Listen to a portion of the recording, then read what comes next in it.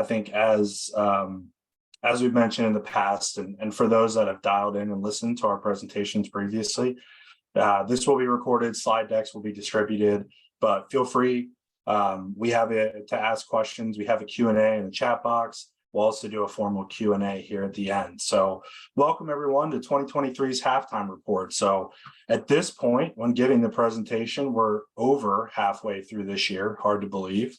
So today we're just going to kind of unpack what happened in the markets first half of this year, and then also address some economic conditions that we're seeing out there in the market, talk about outlook and kind of what to expect through the end of this year and beyond.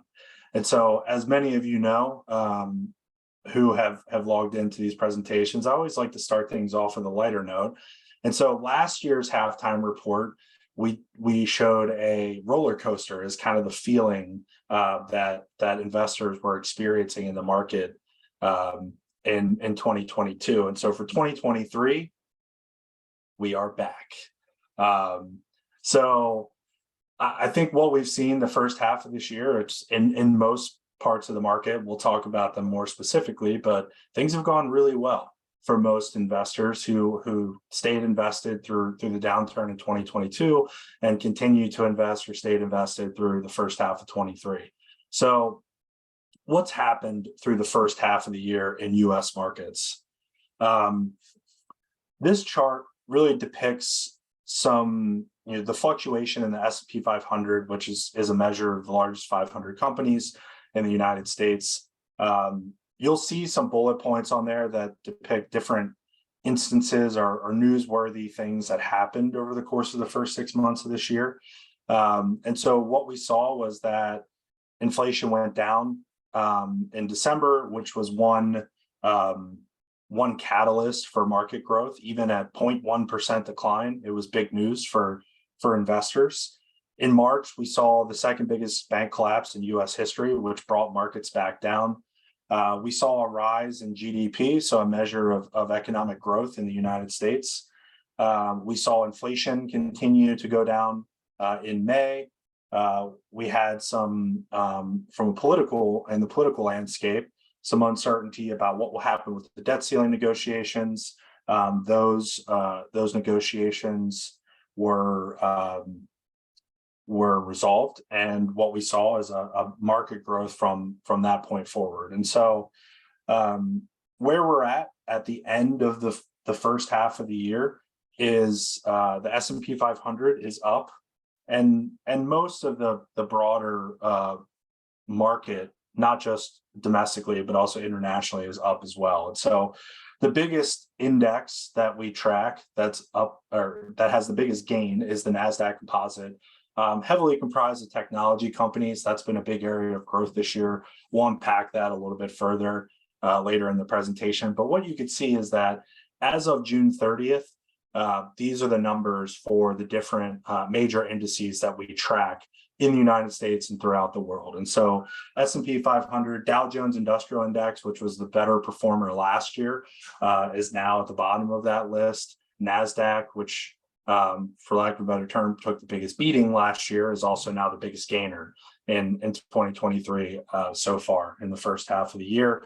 And then in global markets, modest growth, not nearly as strong as the United States. I think to be expected when we look at different economic conditions and the effect of inflation and some other items around the world collectively. But all in all, most major indices in positive territory for the year as of June 30th. So breaking that down a little bit further, 8 of the 11 S&P sectors posted positive returns in the second quarter. And so technology and consumer discretionary kind of led the way with 15.4%, 13.8% respectively. What we saw, that is in contrast to what we saw last year, where those were the biggest laggards. And we saw utilities, commodities, and some other areas of the market really take off and show some strong performance. This year, we're seeing the opposite of that. And so what you'll see there is that in many cases, there's relatively modest growth this first half of this year, but we do have a couple communication, tech, and consumer discretionary that we are seeing double-digit growth just halfway through the year. We saw the utilities that finished the quarter or finished Q2 down just south of 2.5%. And so that's, a byproduct of a large amount of growth last year, some levelization, some pullback in that part of the market. And so typical of what we'll see in terms of relationship to some of the other sectors that we're looking at, energy sector also being a part of that. So collectively, market is up, although not all parts of the market are up this year when we look at it, in a more detailed fashion. So diving a little deeper into asset class performance, so growth versus value versus US versus others. And so you'll see kind of a key there on the right-hand side that describes all the different sectors or asset classes specifically that exist in the markets today. And so what you'll see is that growth, which last year was not as strong as value in some other areas, commodities being one of them, you'll see that is back in favor when we look at the year-to-date totals. So US growth stocks are up 29% year-to-date, so as of June 30th, while the S&P 500 was up just shy of 17%. And you'll see down that list some others. And what we saw over the past year is that some others were in greater favor, and that has since changed. So this is the cyclical nature of the market. We see and feel this every day.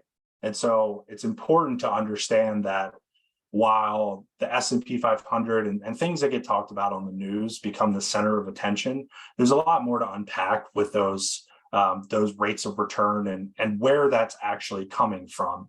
And so I think that's going to be an important phase of any investment process moving forward, is really understanding what's underneath the hood and what's actually driving performance in the markets moving forward. And how do you, as an investor, approach that with the understanding that there are so many different options and opportunities from an asset class perspective. How do I know which ones to pick? Or is it more appropriate to just, attack it from an index perspective? And we'll talk about that. A lot of that will be dependent on individual circumstances, but there's a lot more, I think, that will be relevant for many investors moving forward this year when we talk about certain economic conditions and other things that have happened. So, for most of us, and this is true across the board, as an investor, you can't buy an index. You can't necessarily just buy the S&P 500. You can, however, buy an S&P 500 index fund, which is really the true performance that you're going to experience as an investor. Beyond that, not all of us are all or nothing in the portfolios that we decide to invest in. And so as a result, we like to measure out what would certain types of portfolios have done if we looked at, more of a diversified approach to investing, which we think is prudent, we think is wise for most investors. And so what we've done here is we just took a short list of some Vanguard funds, many of which are available in a large majority of retirement plans and IRAs and things of that, and pretty much all brokerage platforms out there, and just put together a mix of all S&P 500, all super conservative risk off investments, and then a couple in between. So 80-20, a 50-50, and a 20-80. And so what you'll see is that year to date, no surprise, the all equity S&P 500 total return has been the best performer, seconded by the 80-20 portfolio, next the 50-50 and the 20-80. And so these are mapping out pretty much exactly the way we would typically expect when we talk about risk versus return in these types of portfolios. But last year, we saw in many instances where an S&P 500, all S&P 500 portfolio, or even an 80-20, greatly underperformed some of the other more conservative risk models that we use in this chart. And so it's important to understand that when you invest in a diversified portfolio, expectations are key. Understanding what the outcomes are going to be in different market environments. Right now, so far this year, we're in a really strong market environment. And so we expect the riskier or the more growth-focused investment portfolios to outperform the ones that are not designed that way. So in this case, for example, the 2080, which is a little bit more conservative in nature. And so, I always include this slide just for perspective to understand what's happening in this environment, and whether you're, a risky investor or not risky investor. If you're taking a diversified approach, you're going to have different experiences than maybe what you see in media or in, the other noise that you hear out there in the market, which is the indexes are doing this, performance is this, and that may not be true for all of us. And so good perspective and good insight. The bottom chart is just a measurement of where they are based on historical highs and kind of how far they are off of the high. And so what you'll see is that the S&P 500 is in the trailing 12 months, so looking back to June 30th of last year, is just about even. And in most cases, a lot of these portfolios are kind of back to even. And so what that means is if you experience a downturn as an investor over the past year, you're getting back to where you were, which doesn't sound overly positive, like getting back to even. But the reality is that we came out of a market that we were experiencing historical highs. And so getting back to even is a good thing, I think, for most investors in this case.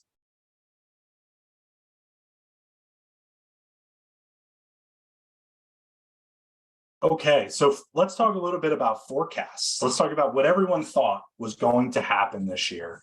And so on May 31st, the S&P closed at 4180. It's a little bit higher than that now. From a forecast perspective, when we look at the different major firms and banks out there that do forecasting on the S&P 500, what you'll see is that the group average was about 3,800. That was the S&P price target for 2023. We are vastly exceeding that. And there's a couple different reasons why, but I think this is also a good indication of the general sentiment and pessimism around the market starting at the beginning of this year. I think we heard that from a lot of clients and other investors. You heard that from larger institutions as well. And so it's important to understand that forecasts are based on assumptions, and that over time, people will change their tune and change their what their beliefs are around the market. But the data told us that there wasn't going to be a generally positive outlook for the market. What's happened is we've had some economic surprises and some things that have really still helped the market push forward. And so we'll talk a little bit about that, frame that out for why there was a belief of a lower S&P 500 target and why we are where we are today. So this snapshot is from the folks over at City National Rockdale. This is an economic financial indicator, so kind of like a heat map for different areas that we look at with economic and financial conditions in the market. And so this is the heat map from January of 2022. And I think we would all agree that we all went into that year with a great sense of optimism. And really, we felt like the only thing that could hurt the markets were the political environment, geopolitical risk, how do politics play a role in what happens in markets when we look at things like trade and conflict and other things like that around the world. And the other was equity market valuation. So there was a lot of analysts and folks out there that thought that equities were a little overpriced and the market was a little frothy, is a term that they use quite a bit. And so this indicator shows that really in those three areas, those were the only places where they were neutral, but not quite negative yet in terms of impact on investment. So how has that changed in 1 year? What you'll see is that the colors look very, very different. There's a lot of things, a lot of indicators that are essentially flashing red at this point. So you'll see monetary policy, yield curve, housing and mortgages, leading indexes, international economic outlook, and geopolitical risk probably being the largest negative, outside of monetary policy here at home. And so why the change? I think ultimately there are things that have happened as a result of the Federal Reserve trying to slow the economy intentionally, which I know is counterintuitive for most, but a lot of these indicators tend to lead us to believe that there's going to be some kind of recessionary environment ahead. And ultimately, if we feel that, then the market should react accordingly, being a leading economic indicator and trying to predict the future, that the market would then go down. That hasn't come to fruition, but if we fast forward into June 2023, what we'll see is that there's still some red, but there's also some that were in the red that have moved to yellow, housing and mortgages. We've seen consumer sentiment bump a little bit as well. As far as U.S. economic outlook is concerned, still kind of neutral. So what are the takeaways from this chart at the end of the day? There are some things to be concerned about. However, there are still some things that are going really well from a U.S. economic perspective. When we look at the U.S. specifically and look at market growth and impact on investments, a lot of these things are cause for concern, but we don't feel that they're cause for concern in the immediate future. And so seeing this, and by me saying that, what I really mean is if you see this, this is not an indication that you should immediately run for the hills and duck for cover. The market is still in a positive place as far as we're concerned. We do feel like there's some reasons for optimism, even though there's a lot on here that doesn't lead you to believe that and kind of can deceive the eye. But ultimately, what we're looking at here is some things to really, really keep a close eye on in the near future.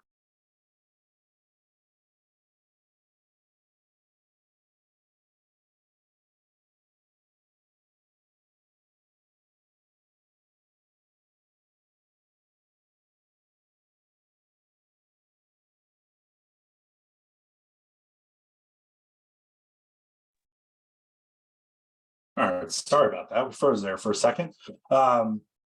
Corporate earnings. So this chart is really just a relationship between the changes in the S&P 500 index and 12-month forward earnings per share.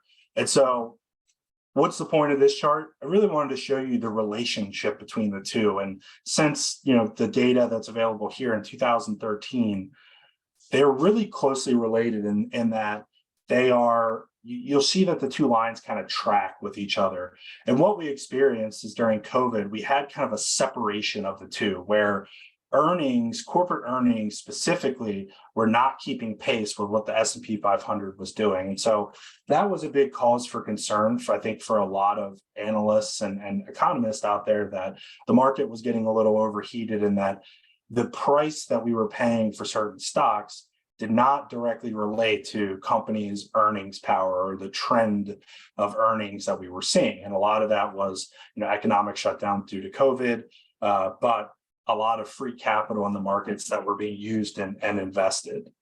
What we've seen now is that those two lines have become more closely related to one another, and that they are basically right on top of each other, which is really kind of what we refer to as a mean reversion. And it's getting back to some sense of normalcy when we look at the relationship between earnings and the price or the performance of a broader market index.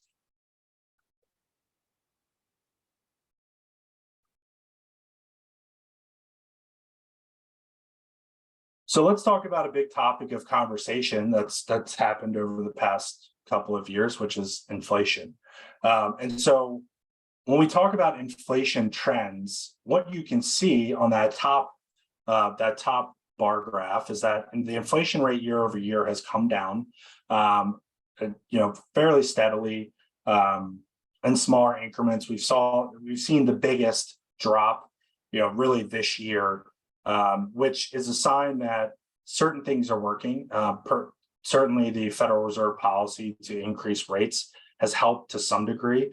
It has not helped in all segments of the market. And so we will talk a little bit about what inflation is permanent and what is transitory, that famous word that Jerome Powell probably wishes he could take back at this point. But when we look at the inflation rate month over month, we see a different story. When we look at the annual year-over-year inflation rate, you'll see that it's trending down pretty consistently. And when we look at it on a month-over-month basis, there is some fluctuation. And there's a couple different reasons why partially the measure of inflation, how certain things that are accounted for in CPI versus not. And so as a result of that, what we're seeing is that fluctuation in prices and fluctuation in other areas of the market are ultimately contributing to I would say volatile rates of inflation. And so volatile in certain parts of the economy, but not all. Generally speaking, inflation is coming down, but I've talked about this in the past, and I think this is important to note, is that published inflation rates are based on a very universal calculation. And so we as individuals live our lives very differently from one another. So what do I mean by that? If you don't commute to work, then inflation or increased cost of gas and fuel expense is not relevant to you because you don't drive. However, if you're someone who drives an hour each way to work, the rate of inflation that you experience based on the things that you consume could be very different than someone else.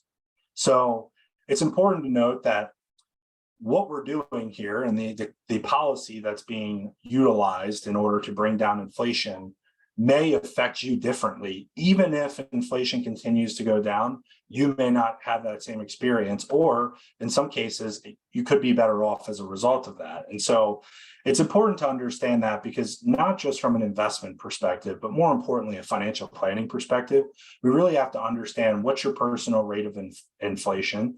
And then also, what do you have going on in your life that helps you combat that inflation? And so let's talk a little bit about how long will inflation stick around and what's flexible versus sticky.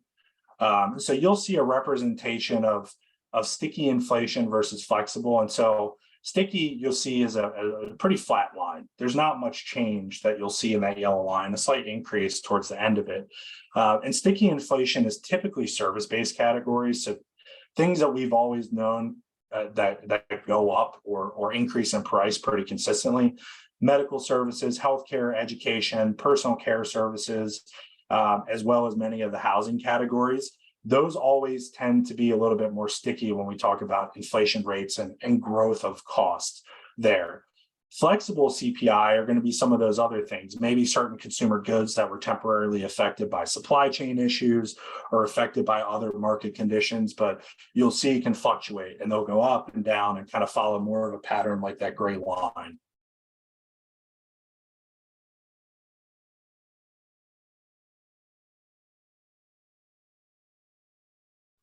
So let's take a little bit of a glimpse and a look into 2024.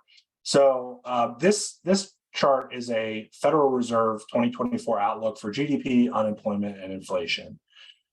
And so from a GDP perspective, you could see it's kind of a difference between the previous and current projections. The best way to read this is things with the taller bars, higher probability that that's what they believe is going to happen from a real growth rate, from an unemployment rate, and from an inflation perspective. And so most of the chips, so to speak, are stacked between belief that GDP, so economic growth for the United States, will be somewhere between 0 and 2.4%.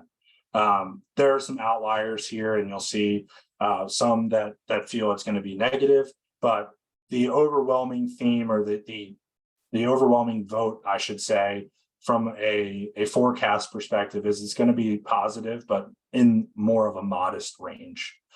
From an unemployment perspective, what you'll see is that most people believe that number right now, hovering between 3 and 4%, will probably remain in that area. Somewhere between 3 and 5% seems to be the consensus there, and so there is a potential that unemployment could go up in some respects. And we'll talk a little bit about unemployment and wages and what the data says there. But from a forecasting perspective, I feel like unemployment will still remain relatively low. Inflation, there is still a belief that the Federal Reserve will get to their long-term target, which is roughly 2.5%. But the votes as of today are somewhere between the 2 to 3% range, with some believing that it'll be less than that. some believing that it would be more, maybe in the 3 to 3.5% range. But I think that many believe that a return to some sense of economic normalcy is on the horizon. They believe a lot of that will happen in 2024. It doesn't really deviate from the conversations that are being had and that we've seen and heard in out of the Fed chair, and after all their meetings. They still anticipate potentially raising rates more and then pulling back on that in 2024 if the economic data that they're using as guidance promotes them to do so. So I think that from an inflationary perspective and an unemployment and really GDP perspective, the outlook for 2024 is relatively modest. And so not necessarily negative, but more of a reversion back to some sense of normalcy. It's seeing that across the board in several different areas of the economy. A big point of focus outside of inflation has become interest rates. And naturally, interest rates affect a lot of the things we do. We'll talk about housing data next, but we saw a pretty sharp turnaround in the second quarter compared to the first quarter, where treasury rates pretty much rose across the board with the exception of some high yield bonds there on the chart, but a lot of green arrows there. And one of the biggest things that we're seeing, and that is an indication of some concern, is that you may have heard, if you watch any financial news or read any financial media, that this idea of an inverted yield curve, when shorter term bonds are paying more interest than longer term bonds, that is typically an indication of a recessionary environment or an impending recession. It hasn't really come to fruition yet, but there's one metric that we look at, the 10 to 2 spread, which is basically the difference in interest rates between a 10-year and a 2-year. It's the widest it's been. It's really the second largest inversion in history on that spread. And so that does not relate, or it's not directly related to the size of a recession by any stretch. It's more of, that's something that historically has told us that we may be heading towards a recessionary environment, or maybe in a recessionary environment. And so it's some reason for pause. On the flip side of that, it presents a tremendous amount of opportunity for investors who don't want to lock money up for the long term, want to take more of a short-term conservative approach, but at the same time would like to get some kind of yield or rate of return. And so being able to only put your money into a security for a year and get a 5.4% rate of return, for example, has not been possible for a pretty long time when we talk about just the recent history of investing. And so, as a result of that, there's some good and some bad. The bad is, from a consumer debt perspective, things are going to become more costly to finance. The good news is, if you have cash or you have investable assets available, you have an opportunity to still continue to invest and earn a rate of return, but with a little less risk maybe than a traditional market vehicle like an individual stock or a stock fund. So housing market data, as a result of higher interest rates, we've seen a lot of movement. So as of the end of the quarter, the 30-year rate was 6.71%. And so the recent high was 7.08 on a 30-year fixed rate mortgage. We see that mortgage originations are down over 27%. Not surprising, considering the fact that rates are higher than they were in previous years. And more importantly, it's a competitive market. I think one of the biggest challenges that we're seeing is that the price index nationally is still not coming down in spite of higher rates. And a result of that is, or the reason for that, I should say, is that there are a lot of buyers, but not as many sellers. So we have a supply and demand issue. And so a lot of conversations we've been having in our practice is that, people are looking for homes and they're saying, well, higher rates should yield lower prices. And that just hasn't come to fruition. And there's a lot of different reasons why, but I think some of it is localized, but in most markets, major markets around the country, it's a supply and demand issue, kind of as simple as that. And so you'll also see that housing starts and building permits are down. And so that's a big thing too. I mean, if builders aren't going to build new homes and people aren't going to sell their homes because they either feel trapped in a lower interest rate or they just don't want to move right now, I think the trend will unfortunately continue. And that home prices, we're not going to see large fluctuations there. And until rates come down, we may not see a larger inventory hit the market. I think that's one item where we could see a large price decline would be if rates came down, which this all seems counterintuitive and is not traditional. But one thing that we've discussed and that we see as a possibility is if rates come down, people feel more comfortable selling their house and moving to another house. We may see a flood of inventory, which unintentionally may put people in a position where they're not going to make as much on their home, or even potentially be underwater on certain mortgages and things like that. I don't think that is a broader issue. It's not a real estate bubble of 2008, 2009, but I think more importantly, it's an issue of, does that create a situation where people are holding on to houses that are more valuable today that might be less valuable in the future?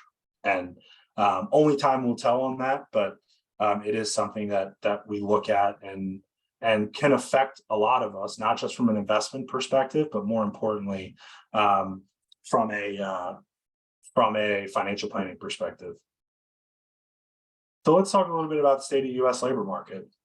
This is a big, I'll say, political bargaining chip that gets thrown around a lot these days on who's responsible for what. But let's talk about the data, and let's just stay in the land of what does the data tell us.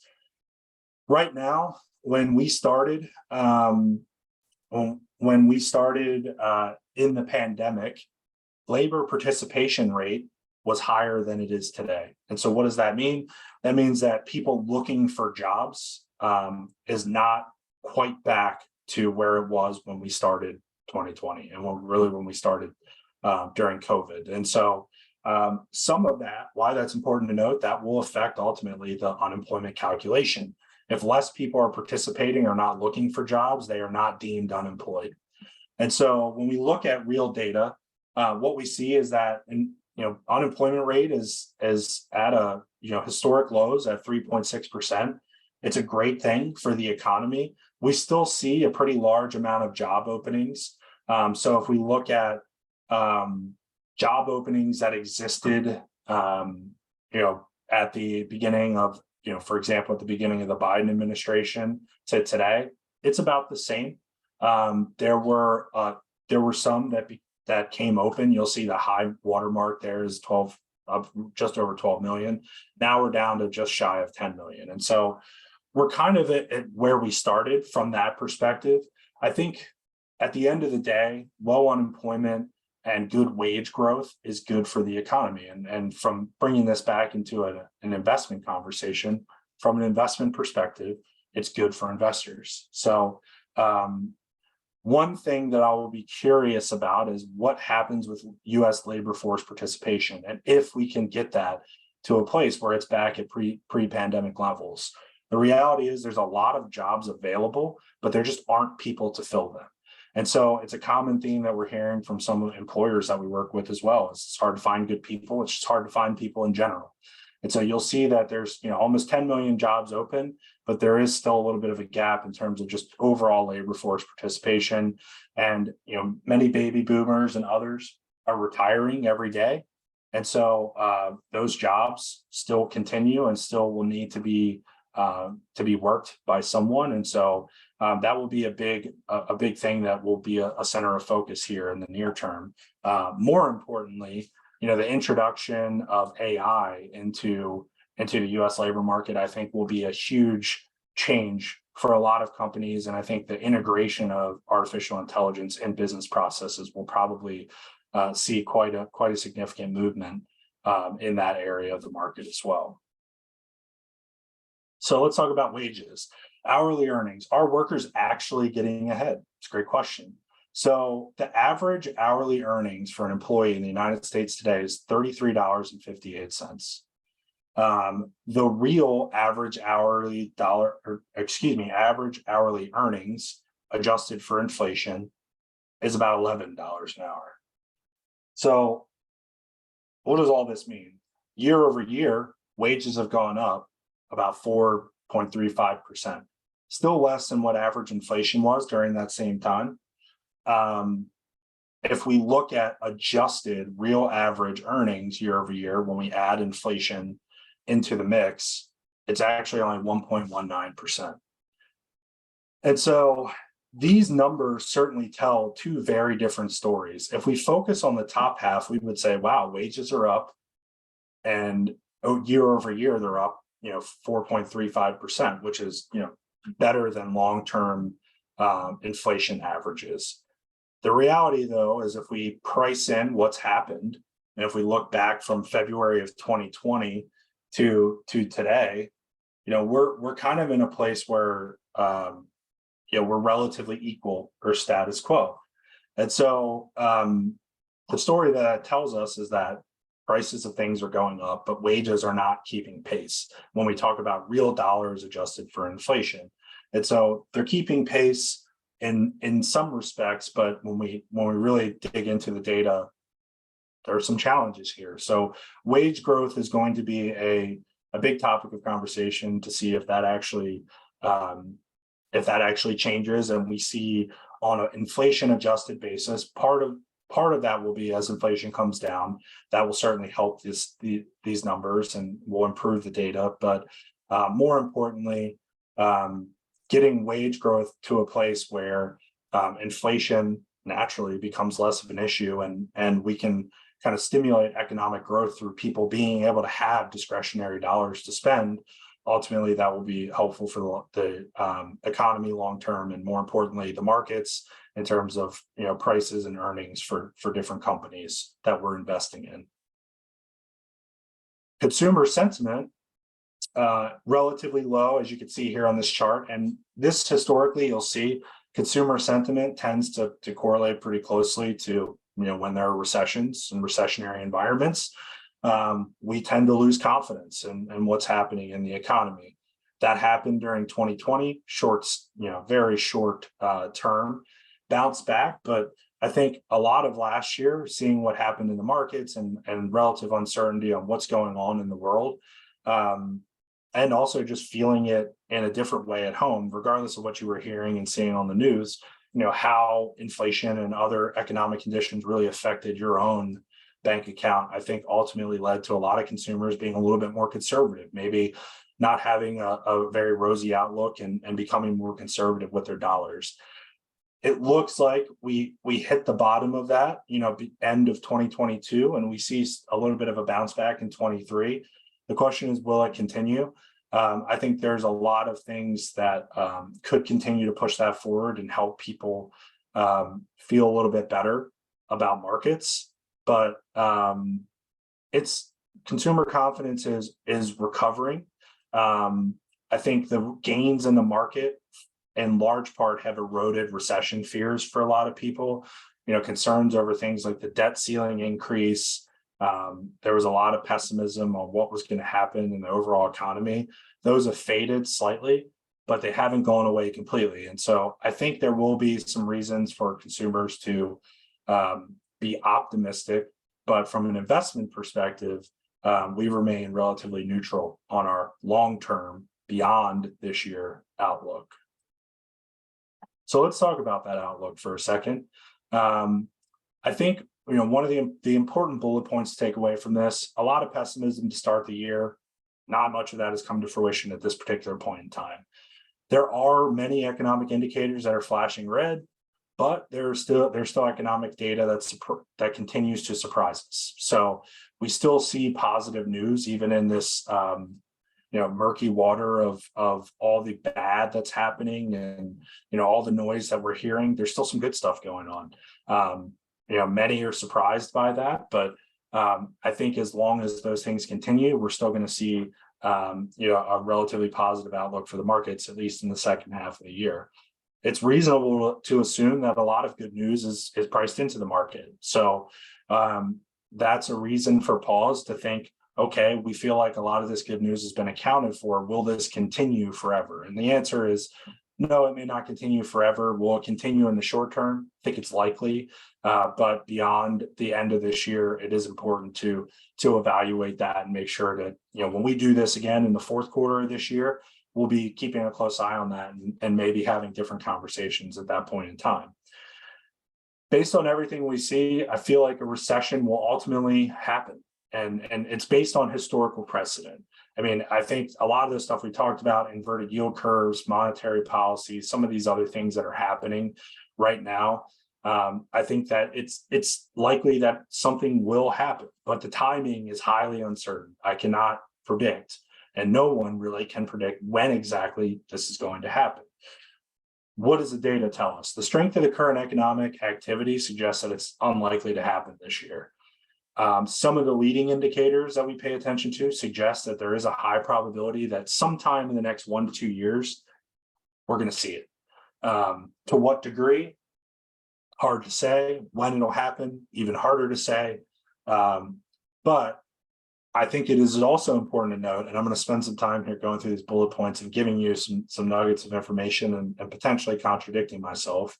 Some of the key indicators are likely less reliable and are going to be more volatile than usual this cycle due to distortions in economic activity. And a lot of it is from the pandemic. There was a enormous amount of cash sitting in banks that was unspent during that time. And some of it even accumulated. Some of it was free cash that was given out as part of relief checks and economic stimulus. Some of it was just not spending money. There is still some pent-up demand, or I should say more pent-up cash available for spending. And so that's where we're going to see these distortions in economic activity, where it doesn't feel like the economy is doing well, but people are still spending money, businesses are still profitable, people are still making money. And as long as that continues, we feel like that's positive for the market. Important takeaway is that discipline and diversification are going to be paramount in heightened uncertainty. Portfolios are going to act very differently to different market cycles. And so the best thing you can do when timing is unpredictable and length or severity is unpredictable is make sure you spread your eggs out in many different baskets.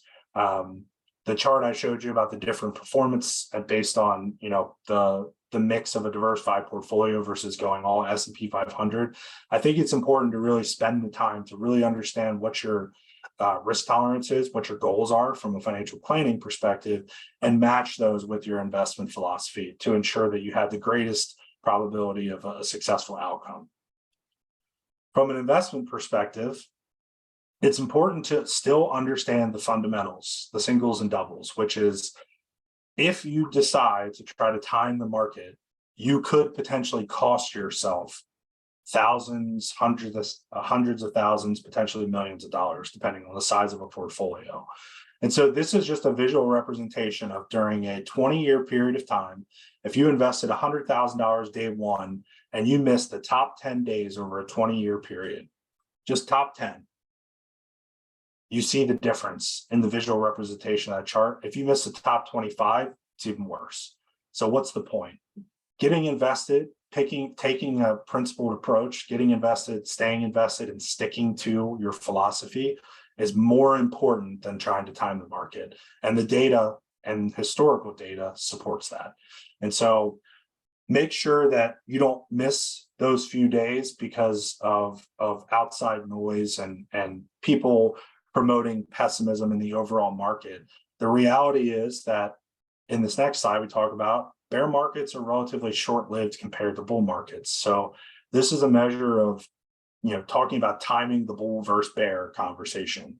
And it's nearly impossible to predict, but what you can see, the overwhelming theme is, and again, this is past performance, so we can't say with any level of certainty that it's always going to be, exactly as it looks here, but you'll see some variability here. We had periods of bull markets that are as short as 2 years, as long as 12 years, bear markets as short as a couple months and as long as, a couple years.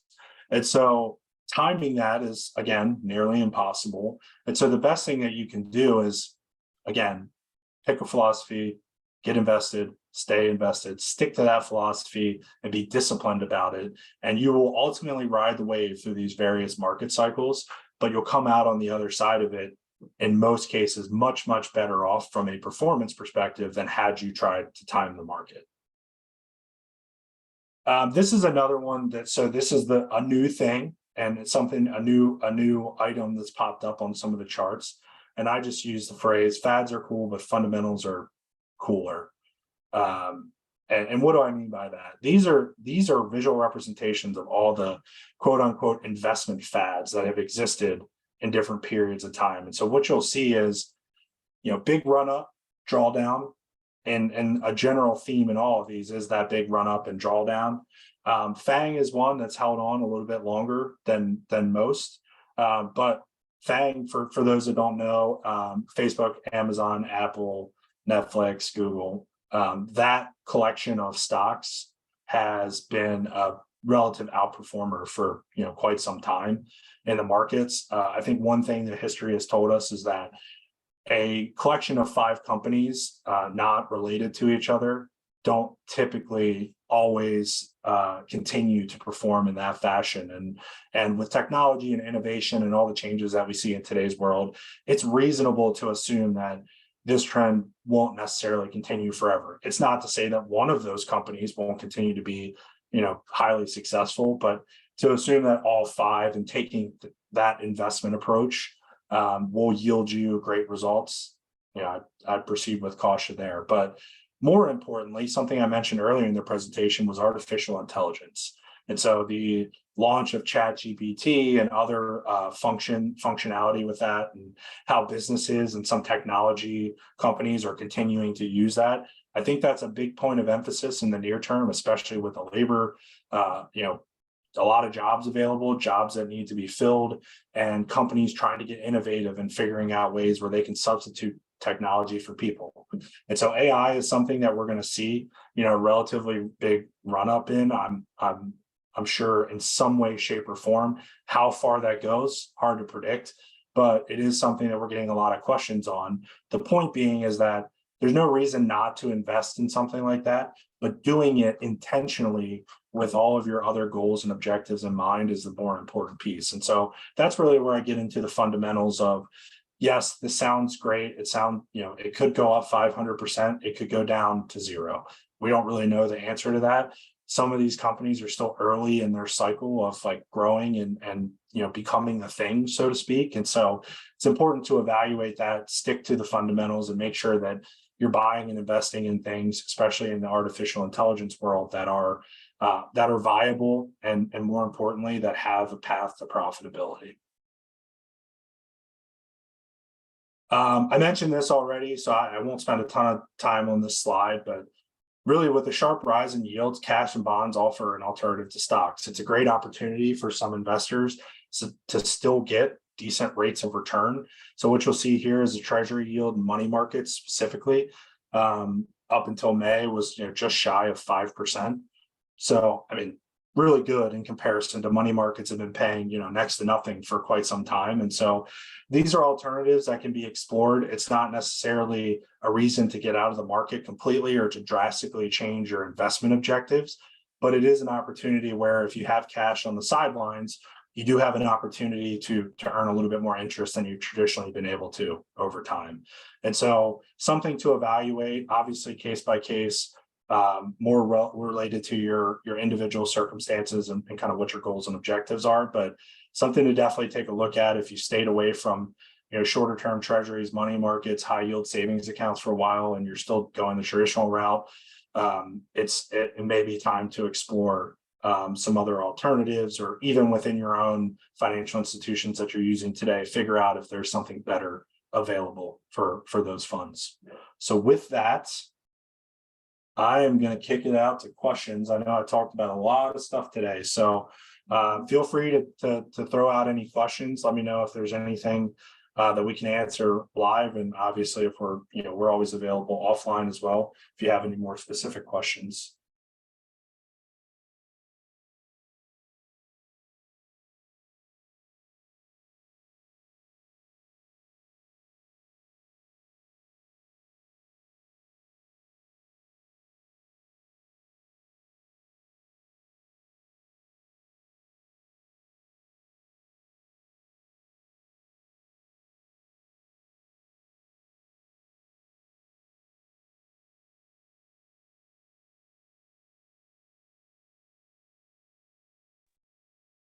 Ryan, there's one just came in and asked, when the market's volatile, is it good to de-risk? Then also when the market starts to come back, is it a good idea to start getting more aggressive, or do you keep the same strategy throughout both the down and up market?